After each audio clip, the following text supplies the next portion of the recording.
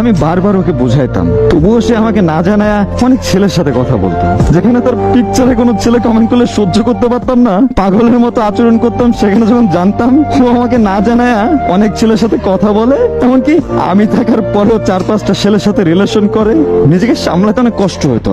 না পারতাম ওরে কিছু বলতে, না পারতাম নিজে সহ্য করতে, তাই অনেক অত্যাচার করতাম নিজেকে।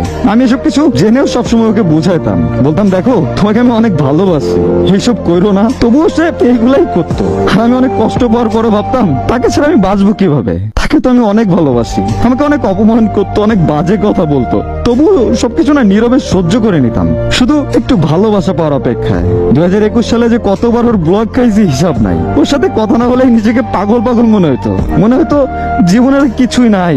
আমি বরাবরই ওর সব অপমান অবহেলা এই সব কিছু ভুলা জাস্ট চাইতাম যে ও আমার মনের মতো হয়ে যায়, আমাকে একটু ভালোবাসো।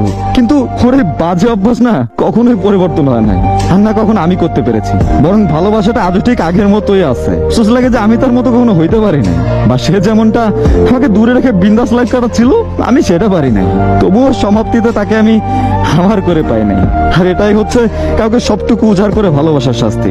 মানুষ হয়তো সঠিক জিনিসটা বুঝতে একটু বেশি সময় নিয়ে ফেলে, তার কারণে যখন সে তার ভুল বুঝতে পারে বা সঠিক জিনিসটা বুঝতে পারে, তখন তার কাছে না আর এই ফিরে পাওয়ার সুযোগটা থাকে না। কতই না মেয়ের জীবনে গল্প বললাম, কত অভিযোগ, এমন একটা মানুষ পেলাম না। কিন্তু দেখেন, যে পায় সে কদর করতে জানে না। কদর করতে না জানলে সে জিনিস কি বেশি দিন টিকে? লোহাতে একদিনে হয়তো জং না ধরতে পারে, কিন্তু মাসের পর মাস, বছরের পর বছর যদি ফেলে রাখেন তাহলে তো ধরবেই।